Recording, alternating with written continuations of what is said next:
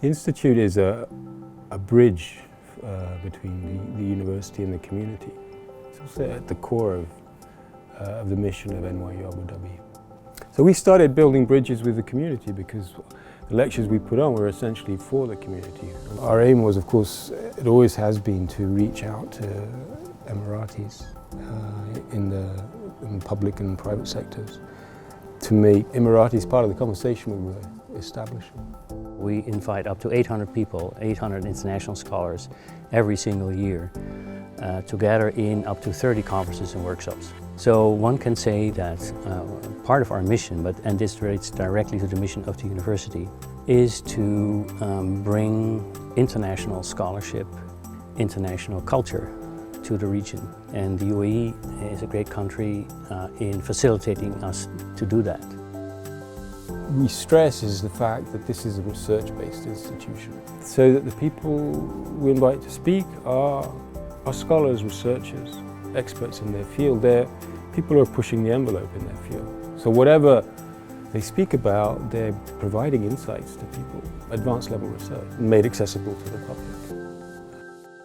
So the Institute has several goals. An important one is outreach to a general public, which is generally addressed by this fantastic evening program that we run.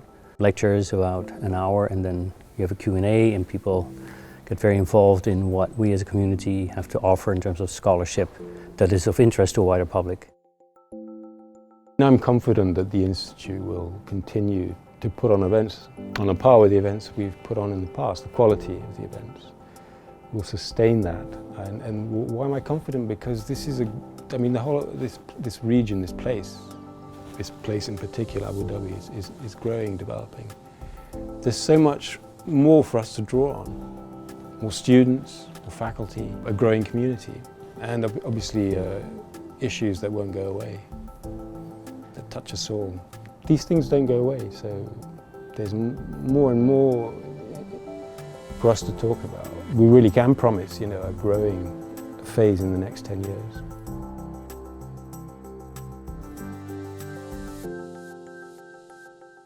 Okay, hi everyone. My name is Tishani Doshi, and I am really pleased to be moderating this discussion today on behalf of the NYUAD Institute.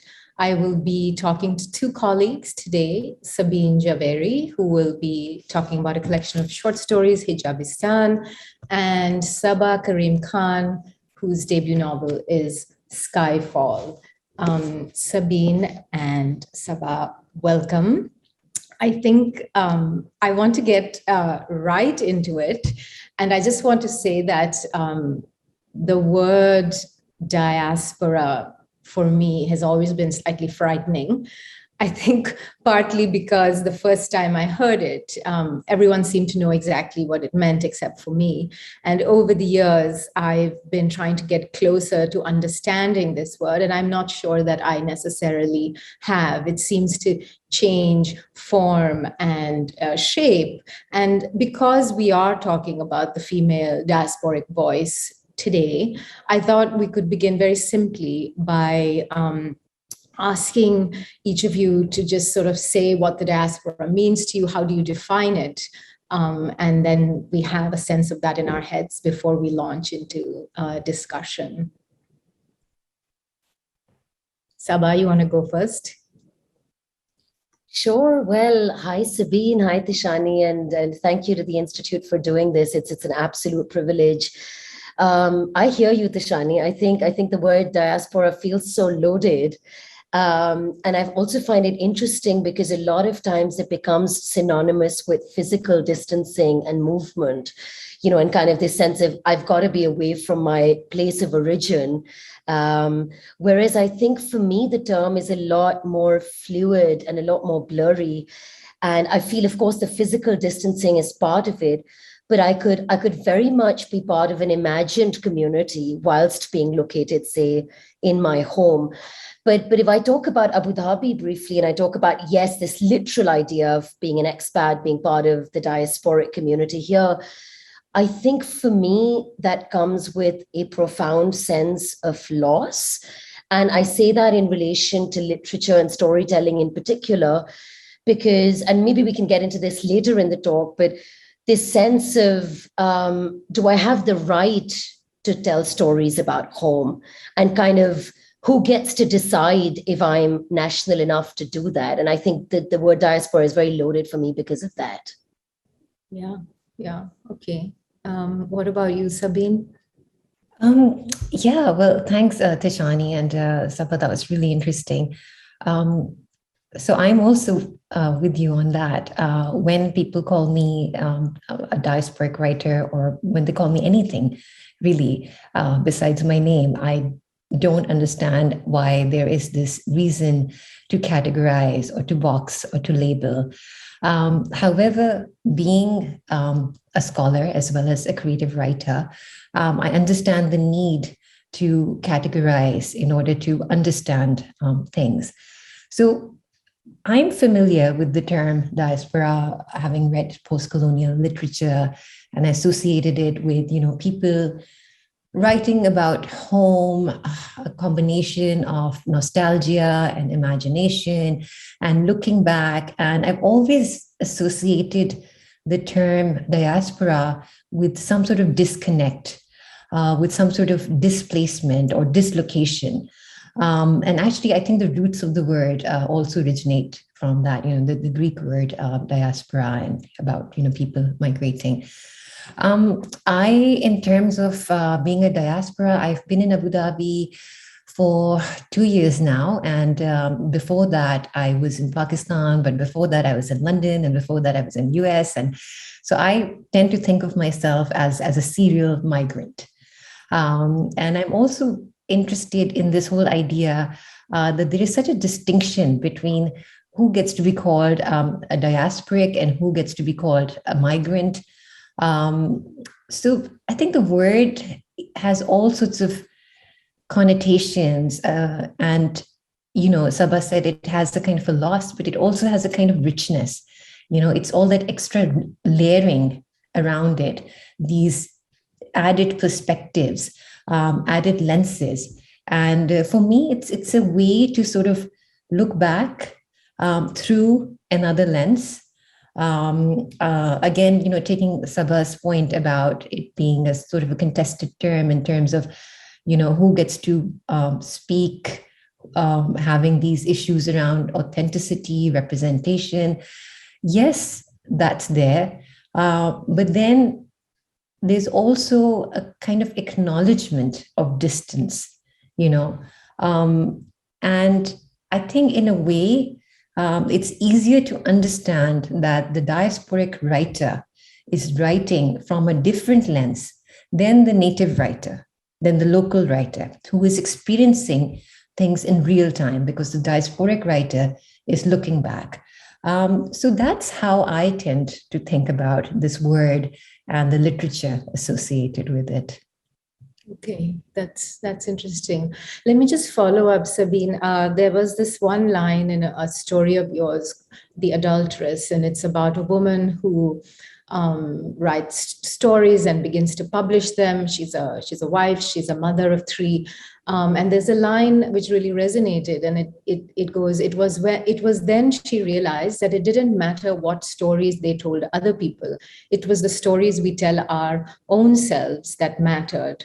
And I was really interested, since we are talking about fiction here, about the reflective nature of stories and why it's important to be able to place oneself in a story or to recognize self in story. And I think that's something that really recurs throughout the collection, this idea of recognition and reflection and, being able to somehow catch that reflection almost. Otherwise, you don't exist.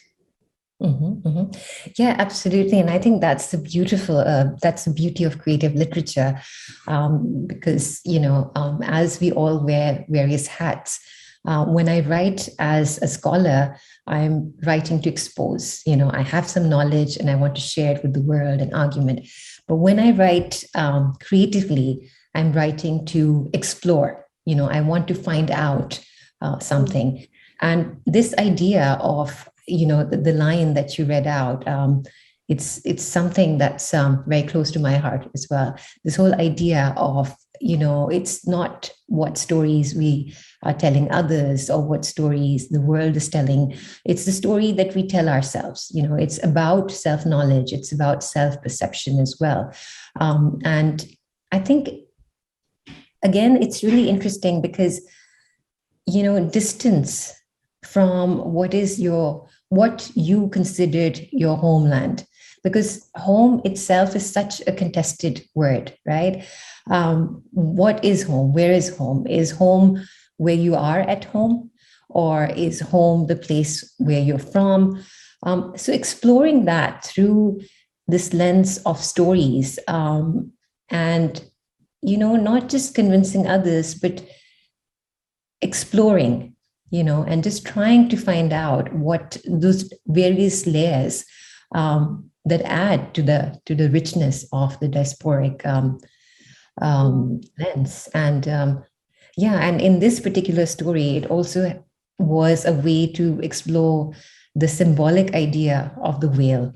That the whale is not always a very straightforward thing, such as a physical garment, but the whale is also that kind of curtain that we have between the self that we present to others and the real self, that authentic self that sometimes we ourselves are not aware of. Absolutely. I think that comes through very clearly, that sense of revealing and what's being hidden and what's real and what's assumed, and you challenge all those things throughout the stories. Saba, I wanted to bring you in about this question of nostalgia, of home. I think your novel begins with your protagonist sort of saying, I'm writing this blood-soaked love letter to my homeland, and the relationship with the homeland is quite, let's say, strained. It's the evocations of Lahore are wonderful and brilliant and so real, but at the same time, she feels a real hatred towards the place that she then leaves. And I wonder whether you could speak to this familiar push-pull tug that so much of diasporic fiction finds itself leaning more, I would say, towards the yearning, but also to the kind of sense of guilt maybe of not loving the place that you've left, or along those lines. Yeah, absolutely. I mean, I think, Tishani, distance and movement sort of allows you to see things through quite a different prism. And what I mean is, for me, the process of writing the book, but also kind of crafting its world, its characters, how they think, how they breathe through the pages. It was really, I think a lot of it was tied to being in Abu Dhabi. And I some of this I realized in retrospect, because I've always kind of seen place as working like a protagonist, whether it's in our lives, whether it's in our stories. And, in the same way in the book, I see Lahore in New York, Lahore more so working as a protagonist. But in the same way, I think my being in Abu Dhabi now, I'd like to say over the last 6 years, but longer in the region, has somehow transmitted into the book in ways that, even though the book is not about Abu Dhabi, I find it so powerful that experiences of being part of the diaspora and this push and pull that I felt have kind of made their way into the book. And I guess it comes from this space of, I guess in the Gulf, I've always felt this sense of a very liminal status. And I know I'm not in it alone. You belong, and at the same time, do you really belong? And I guess that fluidity has made me really think carefully and almost kind of like recalibrate some of these very fundamental relationships with home, with the state, with my people, with my kin, who they are, and all of that. And so when it came to writing Skyfall, I realized that a lot of that had fed in because my relationship to Pakistan, where I'm from, or my relationship, as Sabyn was saying, home, and what that really is, has been, well, strained, but also just like, it's also just been quite polemic and quite schizophrenic. So I've spent a large part of my life trying to, I guess, untangle myself from this identity, ashamedly so. It's kind of been about paddling and clawing yourself out of some of the humiliation that's associated with this green passport.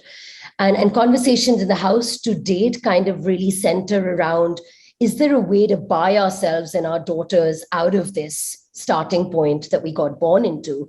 And can we cocoon ourselves with a better padded kind of identity?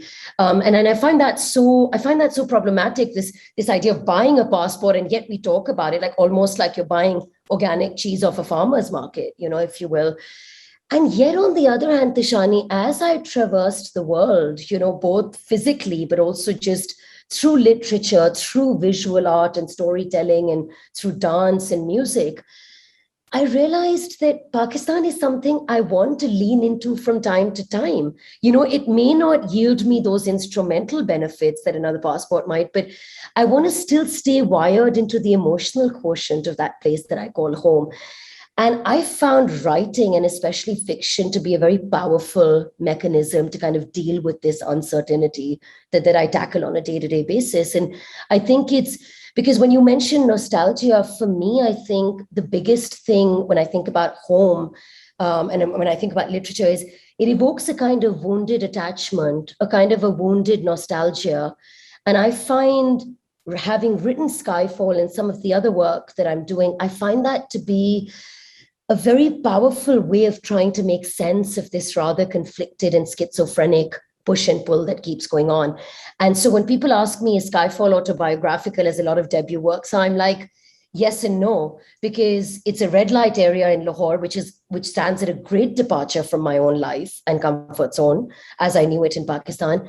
And yet, of course, there are strands and themes that have really made their way in.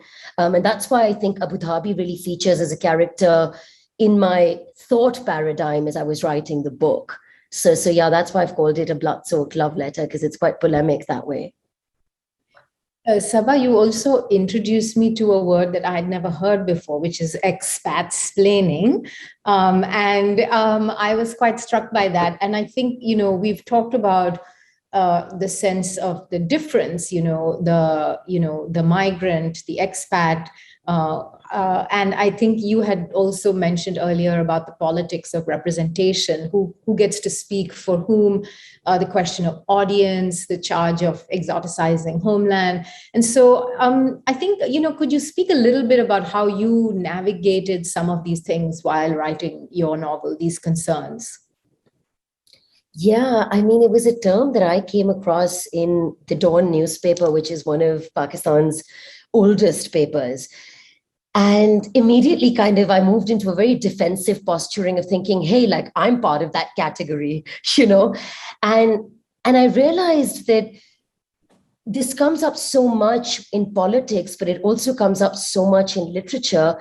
A few months ago, Tishani, I was on Twitter and Twitter rooms were ablaze with this conversation around why does literature from and about Pakistan always go back to the same thematic terrain? Why are we always listening to fiction that has to include talk about mangoes, that has to include talk about the damp smell of earth after rainfall, that has to talk about particular trees?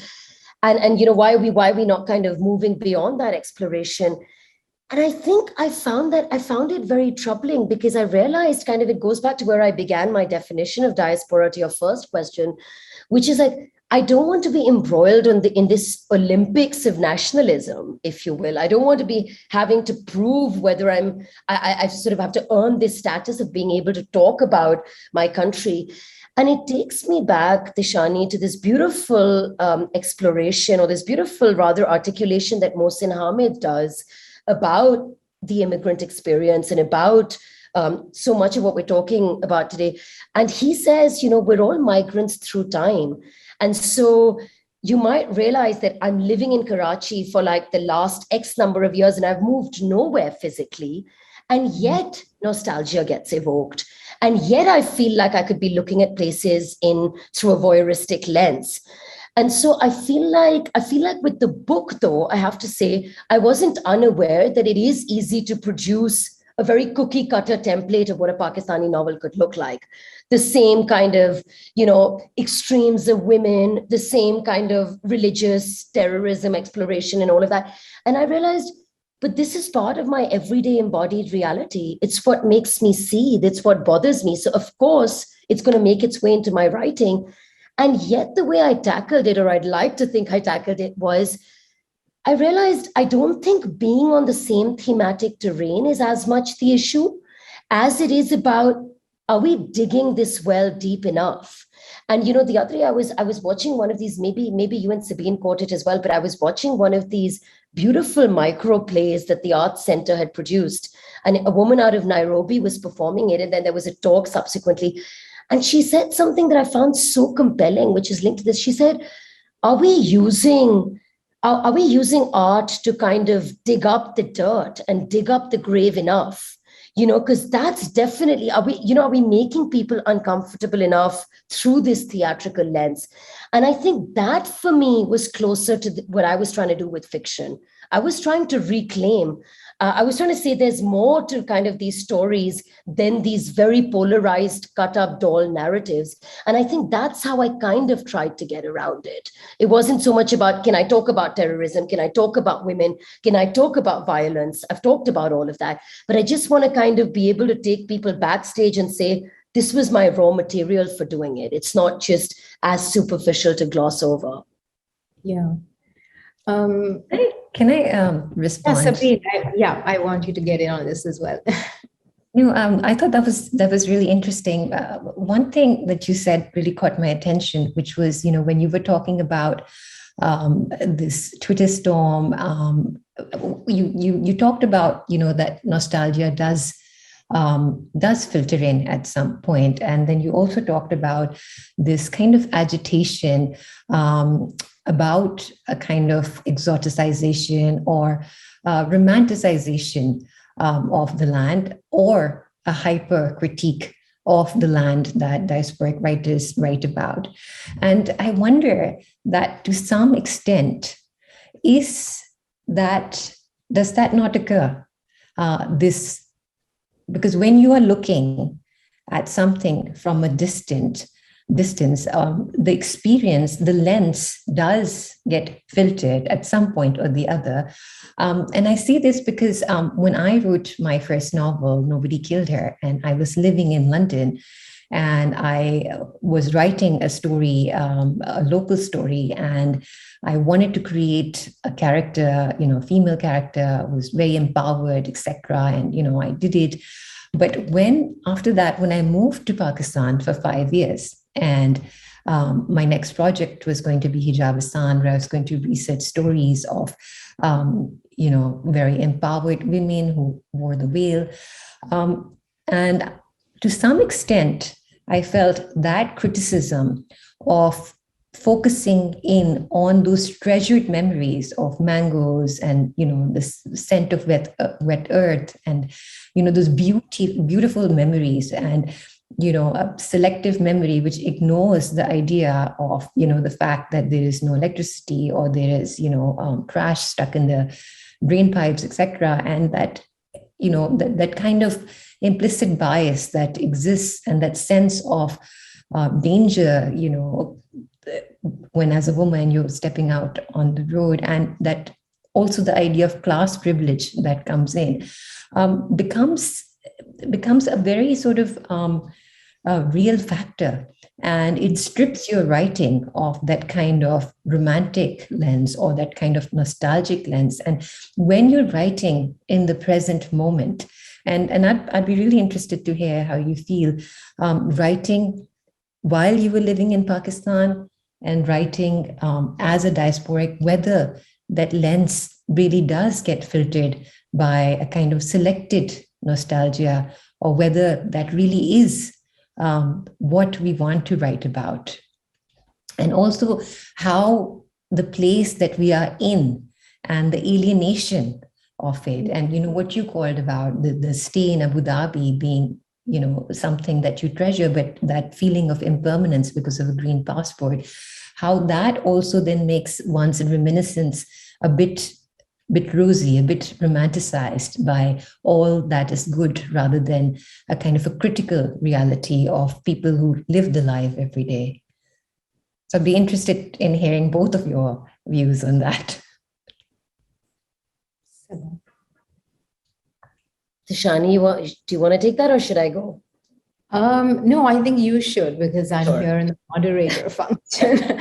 I personally think that you should be able to write. I think that it's about holding these disparities together. And I think that it's difficult for me to say that one cannot write about something, cannot write about mangoes, cannot write about the wet earth without holding a certain place. And I think partly it's because that is very much a part of the lived experience of having been there. But I think I'm also a person who has been living, in my case, in India more than having been out. So it maybe is a different relationship, and I don't stand at such a distance to it, even though I do feel like an outsider. And so those questions of,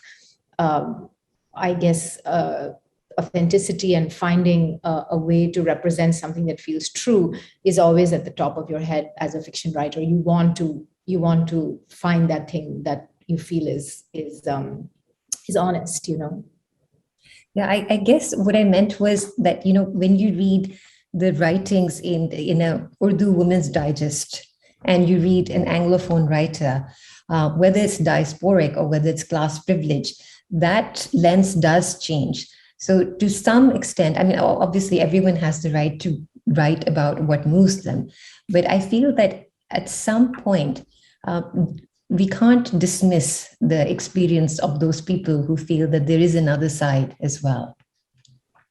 Yeah, absolutely.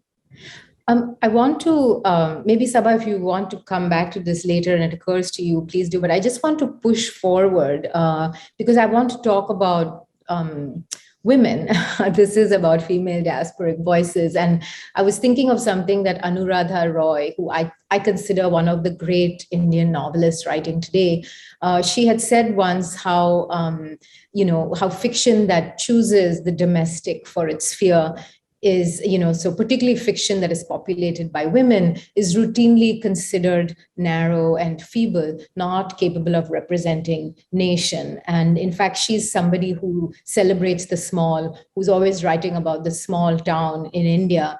And I definitely think that those stories layered one upon the other do make up the story of nation, and the stories of women do make up the stories of nation. So I think her charge that the domestic is political is a very important one.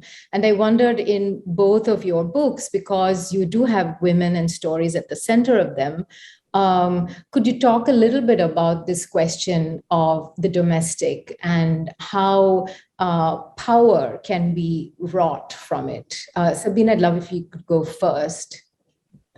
Yeah, sure. Absolutely. I think that's something that has been on the minds of women writers since Virginia Woolf's Room of One's Own, about how, men write about war and women writing about the very same thing is, sentimental and domestic.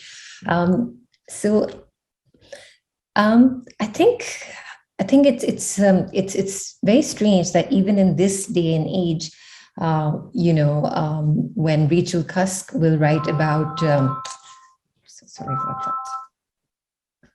sorry about that,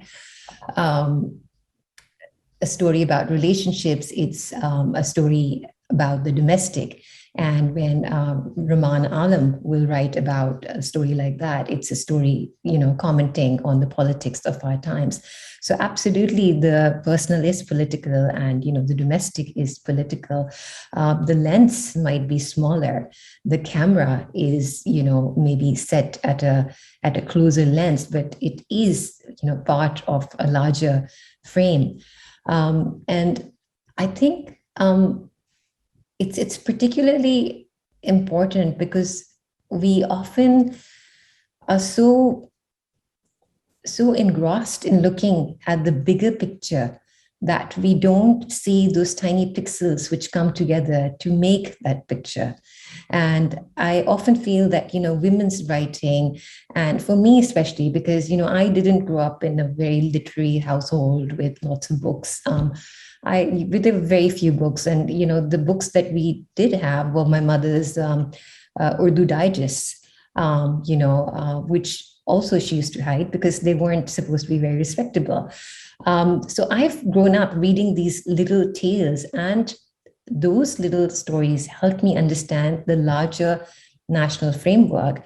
And in the Pakistani context, especially in the vernacular, and the Anglophone, but not necessarily the diasporic Anglophone, there are women writers who've been constantly commenting, from Khalda Hussain to Kishore Nahid to Fehmida Riaz, who were very, very much part of the movement of challenging dictatorships, challenging discriminatory laws like the Hudud Ordinance. So I have never really, I've always, the first time I came to this idea that women write about the domestic, and women's stories are considered domestic and men's are considered the universal experience, was when I started reading Western literature. Because, having read Ismet Chugtai, who was writing about, colonialism, etc., Rashid Jahan, who was writing about colonialism and against the Raj and against, patriarchal interpretations of scriptures, which was quite a thing to, something that we would think twice about in the present day. So I never really thought, I always found this very, very conflicting that, on one hand, we have such amazing role models, such fiery women writers. And on the other hand, we had people like my mother who would be, hiding their stories because of this kind of, national narrative of how a woman should be. And I began to sort of make sense of this when I began to understand, when I read history and when I understood what it means to have power, to have a voice, and how sometimes we construct narratives to hold on to that power. And in our case, the country came into being on the basis of the two-nation theory. So there was this need for this, very strong national identity and a cultural identity. And even though our culture is that of Gandhara and Indus Valley, we, privileged the religious identity, and with those, patriarchal interpretations of what gender roles are and how those stories were then constructed. But for me, I have never really understood this idea of how we can ignore the stories of women which stem from the home, which is the basis of where ideas are generated, where nations are actually formed, not just in the drawing room. Yeah. No, absolutely. And I think something in the stories that really comes through is that there is sort of this variety of women in very different situations, and they are exercising agency in every story, in every way, sometimes small acts, sometimes very large and defiant acts. And I was really struck by that sense of power, as opposed to sort of power that we think of as state or politicians or corporations. But yeah, just the basic everyday, I'm going to exercise this right, this agency in my life, even though I live in this particular system. Saba, could you talk a little bit about this? Because even your character, Rania, has all these restrictions, and she really goes quite far from that. So I was wondering if you could talk a little bit about this question of creating agency for your characters. Yeah, I think what sort of motivated me to produce that character, but also kind of the smaller characters around her who might have less airtime on pages, but I feel are equally sort of indispensable, was that, it's linked to what Sabyn and you both were saying, that we tend to think of power and agency and kind of galvanizing people into action in this very structured and loud kind of way. And I think that has its own place. That kind of activism definitely has its own place. But even if I look back at what's happening, say, with the feminist movement in Pakistan right now, I think we're at a stage and a time where what's happening is very important and it's compelling. But at the same time, I almost feel like, unfortunately, sometimes there's this sense that it's happening at the cost of capturing the slightly more quietly fierce or quietly confident voices. You know, I mean, not every protest needs to be with a placard from a rooftop. And I think with Rania and some of the other characters, I was very aware, like Asher's character, who's the boy from across the border. The idea was to say that even as a male, you know, the domestic is not mutually exclusive, and you don't necessarily need to be foaming at the mouth in order to be agentic. And I think Sabyn brought up such a great example of Ismat Chughtai, because I feel like we tend to think of kind of modernist writers as, oh, now kind of trailblazing, but actually in South Asia, that's been happening a long time. And, you know, you've got pieces like Chauthi Ka Joda, etc., which are very powerful, where they were so political, and, you know, they were taking up really big concepts. And I feel at the end of the day, like there's absolutely no way of disentangling the personal from the political.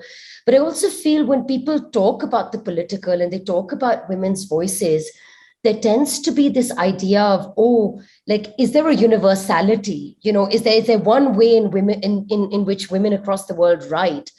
And I find that, I mean, I struggle with that quite a bit, because when I think about anything universal, it evokes this imagery of kind of something quite concrete and something quite monolith, which is hard to tear down and which feels a little bit intimidating.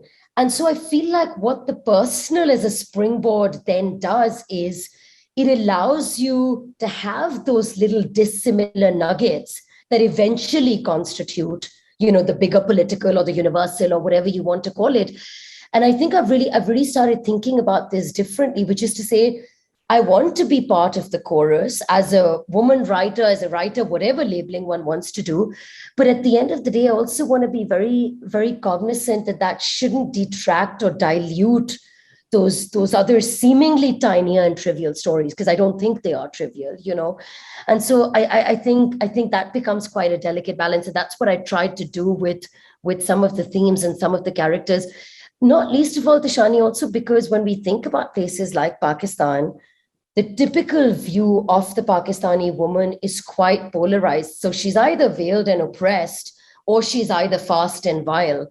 And I kind of wanted to use fiction and its texture to say, what's happening with the grays and what's happening somewhere in between that, you know? And so I guess I just thought we have to think about agency in slightly more innovative ways. And I've tried to do that. Yeah. I want to talk about the role of technology in your work, and technology as a sort of threat and technology as a means of freedom for your female characters. Sabyn, in your stories, the mobile phone is this terrifically powerful tool. It's linked not only just to agency, but in terms of having some sort of freedom, but also to certain amount of sexual freedom and choices. And I thought it was such an interesting addition to the idea of diasporic literature, because we always used to think of, you know, previously it was the idea of the long letters that, you know, the letters take so long to come, and then the phone call is so expensive, and somehow this added to the incredible sense of loss and yearning because that distance was amplified, and technology has in a way leveled that distance for everybody. But I think it's also it can be a threatening thing, or it has been. So I wonder if both of you could speak to that role of technology and how it comes through in your fiction for your women. Sabyn? I've been for some time very interested in this whole idea of what's known as techno-feminism, or the digital age of female empowerment. And I think it began with the first Aurat March in Pakistan a couple of years ago, where I was teaching at a university in Pakistan, and I had a lot of young students, undergrads, and I saw the impact of how they managed to mobilize public opinion and support, and how they use technology to really, get people out on the streets. And for someone like me, that was incredible to actually, I had heard about the power of technology, but for me, I've always been very dismissive of social media. It's intrusive, but that was the first time that I really saw it happening. And it sort of changed my perspective as to how I viewed it. And I became much more sensitive to technology around me. I began to pay more attention to the lady who used to come to help me in my house, domestic workers. And I'd never really quite paid attention to the fact that, the phone was almost like, a bodily attachment. She was always on the phone. And it was a way of, it was something that, made life entertaining for her or easier for her. She was either listening to songs or she was talking to her friends. And it seemed a kind of a liberation. It seemed very empowering. And, I suppose my generation had grown up very suspicious of technology. I associated it with surveillance, with scrutiny, with invasion of privacy. And suddenly I was seeing it in a whole new light. And I began to see how it was actually also a platform for women's voices. And then, there was some very interesting cyber celebrities in Pakistan. Unfortunately, one of them was a victim of honor killing. So there were many stories of how technology was being used to empower women, or being used by women to empower themselves, to have a voice. There were also many horror stories of repercussions, of trolling, of shaming women for speaking out. The Aurat March itself, had state action against it. So that for me was really interesting. But what I found fascinating was not just the fact that it gave them a voice, but it also was a way of asserting their sexuality. And this was something I had not seen in my part of the world before. It was something very new to me. They were crossing boundaries, that, that line that was drawn around them. They were able to step out. So in a way, Sita was able to step out, and there wasn't that sort of scrutiny or questioning. And I think in many ways, it was liberating, and it also brought into, of course, focus the sort of class disparities of how technology was being used, and who gets to use technology to speak up, and who gets punished and penalized for it, like we saw in the case of Kandil Baloch. But very interesting times that we live in. Yeah, Saba, I wonder whether you wanted to comment, because you have the Dilbar Cyber Cafe, and then Ranya's a reality TV show. You have a character of Honey, who says how technology has put the pimps out of business. Everything is online now. So just in terms of a sense of power and a sense of technology as threat or freedom for your characters, did you want to add anything to that? And I think I'll have to open up soon. I have one quick question, and then I'll open up for questions from the audience that have already come in the box here. But yeah. Yeah, I think really quickly, Tishani, it's done two things, I think, as far as when I think about South Asia, but I think about the world more generally, and then I think about my place with fiction in it. And I think one part of it is, a big part of Skyfall talks about female desire and this kind of fetish for purity when it comes to women's bodies and women's choices. And I think I was reading one of your poems, in fact, if I'm not mistaken, where you'd used a line, something like, desire, it's a strange kind of ruin, when you think about women's desires. And that's very much the point of a large part of Skyfall is really going in that direction. And I feel that on the one hand, when you think about businesses like prostitution and the sex trade, yes, you know, a lot of it is moving online. Pakistan's slower with that move, but obviously that's happening. And it's changing our idea and our really romanticized notion of kind of the old courtesans and that sort of thing. But I also see desire in that, very allied to what Sabyn was saying, which is that, you know, I don't represent most of the women in my country, but yet what technology has done is a woman sitting very far off also has windows opened into, you know, as Daniel Moinuddin's book says, like in other rooms, other wonders. And it's very much that idea to say, with the click of a button, she's suddenly, you know, kind of, it's got a very strong potential to transport. So I think that's one part of it. But with Skyfall, I think the other really important message that I was trying to put out with technology was that there is such a danger, and that's where it becomes threatening to say there's blackmail and there's this kind of power that men then can start exerting to say, well, I was recently hearing about a short film that I think was made in India. I can't remember, maybe it was India, where, you know, this girl sends this video of herself dancing to the boy, and eventually it turns into this absolute spiraling into blackmail and threatening and those sorts of things.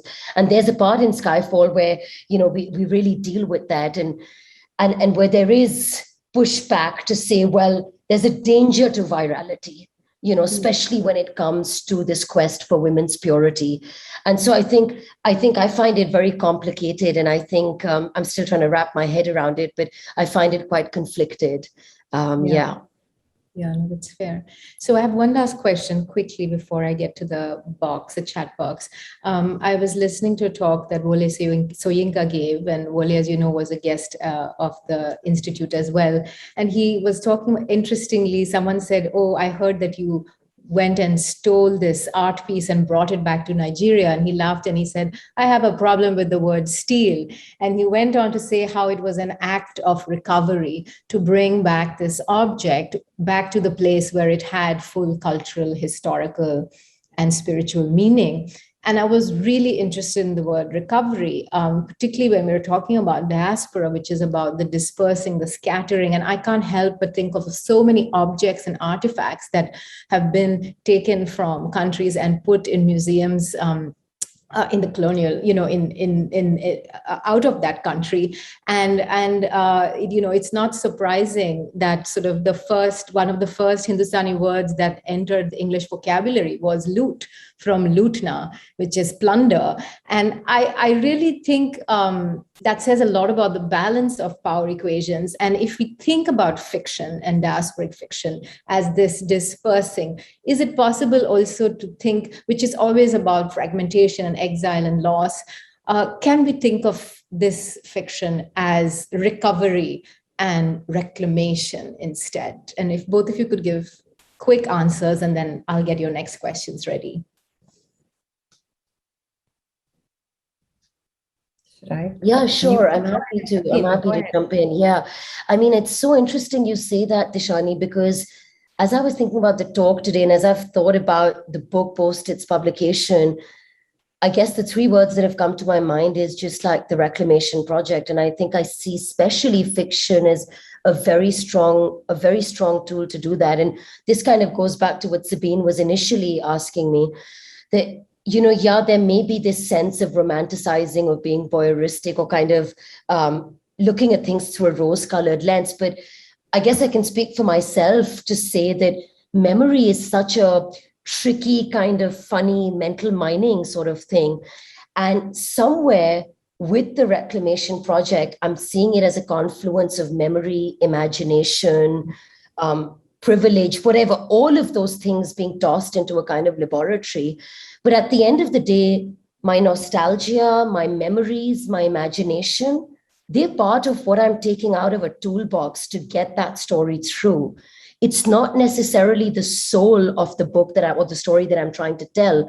The soul of the story is very much underpinned by this desperation and this craving to reclaim and to kind of take charge. And I think it's about pushing the envelope on trying to reclaim, because I feel like I've spent all these years before Skyfall was published trying to decenter, always kind of having gripe about why is it white male writing that is speaking about my home? Why am I not seeing more people who look like me, who talk like me, in my writing? And so for me, I think whether I'm writing with the status of a diasporic writer or whether it was my writing when I was back home, the whole idea is to try and kind of reclaim in a way that is very cognizant of the local vernacular. So even with Skyfall, Sabyn, I'm not sure if you've read it, but I definitely believe that that hope and our movement from darkness to light doesn't come at the expense of trying to downsize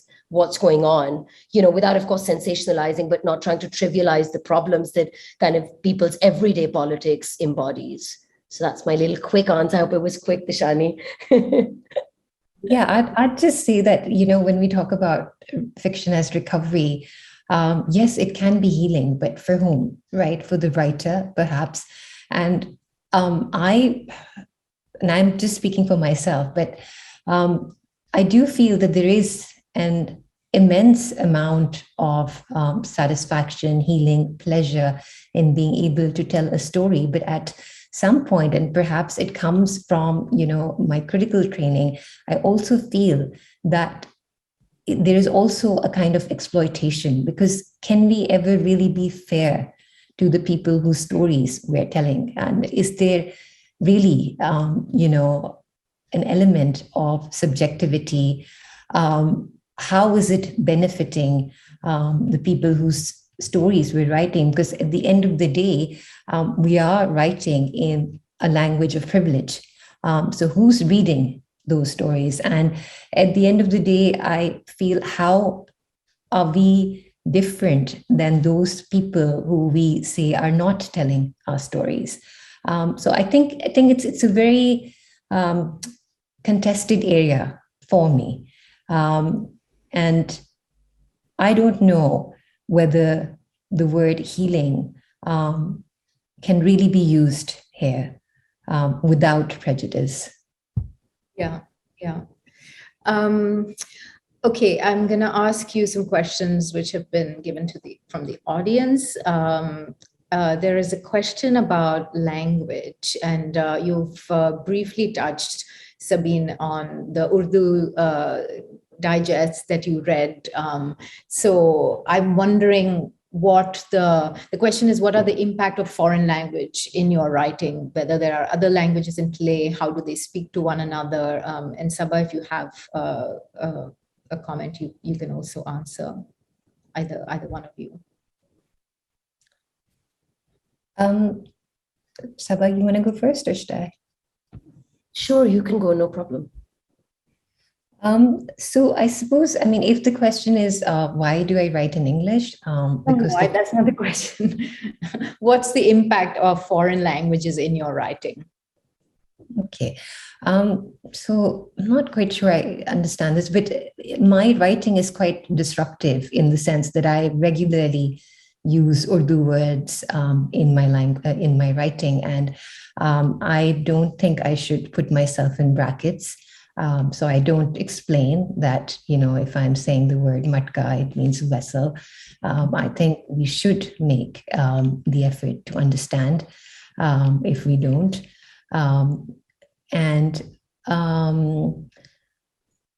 So I think language has deep ties with sensibilities. I also feel language can be a form of liberation to write what you want to write. The stories that I am trying to tell, I don't feel I can tell in my first language because English is the language that separates the readership. And this is why, the earlier comment about recovery and healing being slightly self-centered, because I feel the people whose stories I'm telling are probably not able to read the stories that I'm writing. And how authentic then is the representation?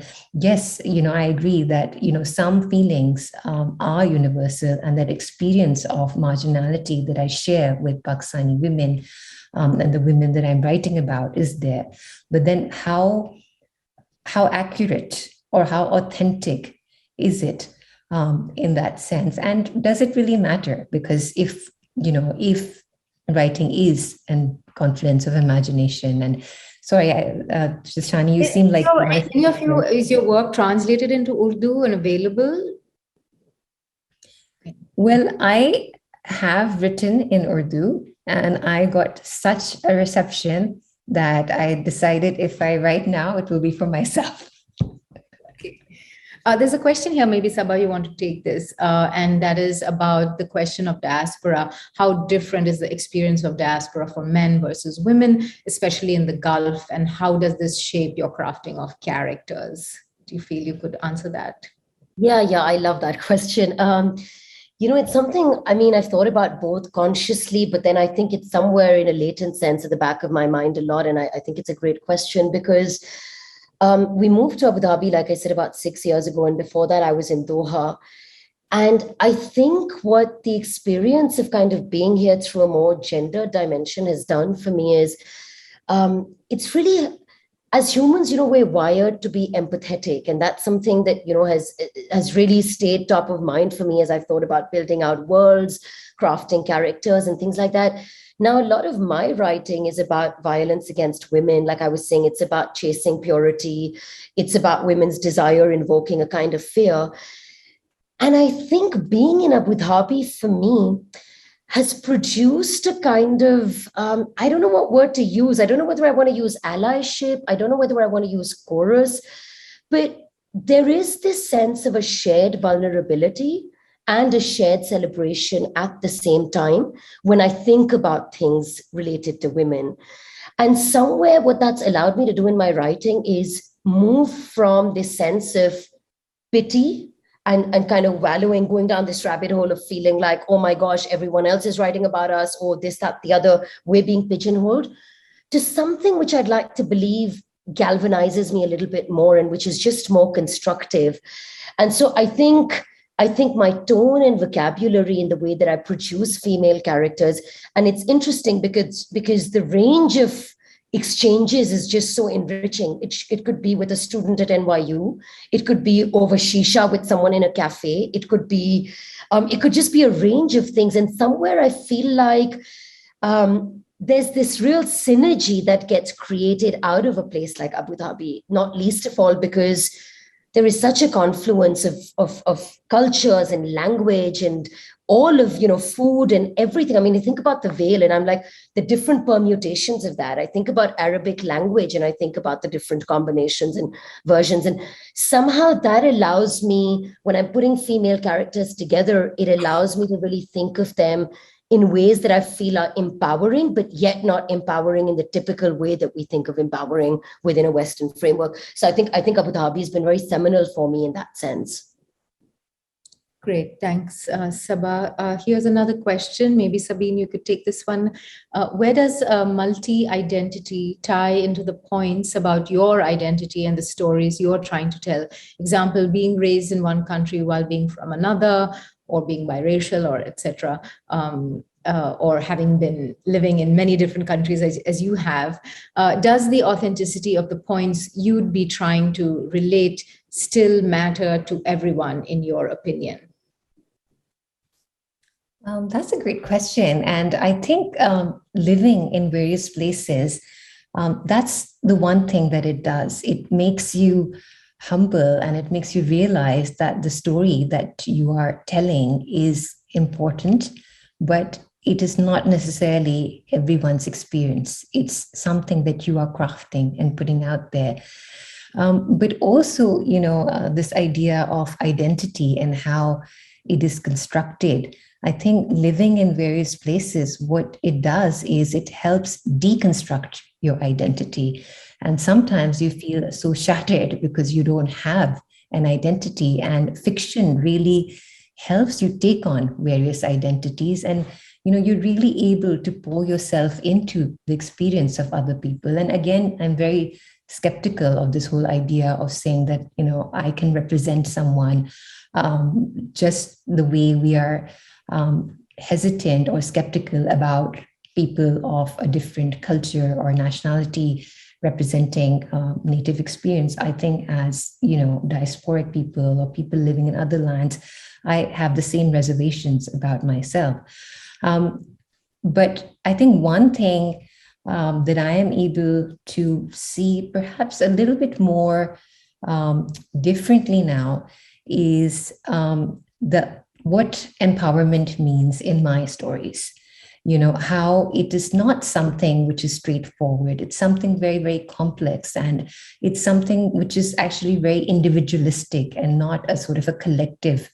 And I think for me, that comes because I have always been forcefully moved to places. It has never been my choice. And because I left when I didn't have, higher education in Pakistan, I didn't have the opportunity to go to one of its, it has lots of amazing universities now, LUMS and Habib and IB, and I was not one of those people who got a chance to go. I was, forcibly removed. I moved because of marriage. I moved countries because I was, following my family. Abu Dhabi is actually the first place where I have made a move out of choice. And I can see that the lens for me has completely changed. And I am now able to look at my surroundings and see things from, I would say, slightly more privileged sense, because I am able to voice stories with a sense of security. And like Saba said, be part of very interesting conversations and feel that I have that kind of security to write what I want within the limits, of course, but not have that sort of sense of fear that I had when I was back home about what are the parameters of, a woman's voice. What are the topics that I can write about? What are the topics that I can write about in English, but not in my own language? So in that sense, the idea of identity has become the idea of self-knowledge. Saba, you have the last word. It has to be quick because we are past 8, and I'm sorry we couldn't get to all the questions in here, but I hope that the discussion has been varied enough. But yeah, please give us your last thought to close out. Yeah, well, I think about the topic that we've discussed a lot, but I think today was so important because a lot of times in our book talks, it's not something that kind of becomes the kernel of the conversation. And as I think about Abu Dhabi, its role in my life, in our lives, in our writing, in our stories, I think Sabyn's spoken about privilege, I've spoken about loss, all of those kinds of stew of influence and ingredients. But I think for me, perhaps the most powerful thing that being in Abu Dhabi has done is that I find it to be such a metaphor and such an experiment for a lot of things. And most of all, which is very closely allied to Skyfall and a lot of my other writing, is this possibility of coexistence. And I think, as I was saying to you earlier, there's a kind of syncretism that is flowing through the corridors of Abu Dhabi and the UAE and the Gulf in general, which frankly, I haven't found in an identical fashion or form before. And I think my closest analogy to that, funnily, because the two places couldn't be more dissimilar, whenever I think about tossing all of these nationalities in this experimental way, I would think of the first time I landed in New York. And yet I feel like these two cities couldn't be more different. So I feel like what Abu Dhabi as a place has really offered me in especially fiction writing is it's allowed me to invite readers into a world where we can imagine coexistence, at least as an aspirational currency, where we can think about celebrating the sense of diversity beyond window dressing. And kind of, I feel like when I think about Abu Dhabi, I think about a kind of quiet confidence that it exudes. And somewhere Skyfall is very much about this yearning for peaceful coexistence and about realizing that that we need to think about diversity in ways that are more profound. And so I think the last thing I'll say is that I think I drew this analogy with you in one of our earlier interviews, Tishani, but every time I think about Abu Dhabi and I think about my writing, it always takes me back to music. And I think of a Faiz Ahmed Faiz ghazal, or I think about an Abda Parveen piece or a Nusrat Fateh Ali piece, and it's filled with chaos and it's filled with confusion and there's so much going on. And yet at the end, I can distill from that something very simple. I can just distill folk music. And that is what this yearning for coexistence does for me. And I think Abu Dhabi is a beautiful illustration of that. And, in that sense, it always gets woven into my work. Okay. Well, we'll have to close now. Unfortunately, we've run out of time, and so we couldn't even have readings. But I just wanted to thank the Institute and to thank Saba and Sabyn. And I hope that some of these ideas will go away thinking about what it means to leave something behind and how we hold on to the past, how that helps us to write, how that helps us to shape the future and think about the present times that we are living through. So thank you to both. And these are the books again. So yeah, bye for now, everyone. Thank you.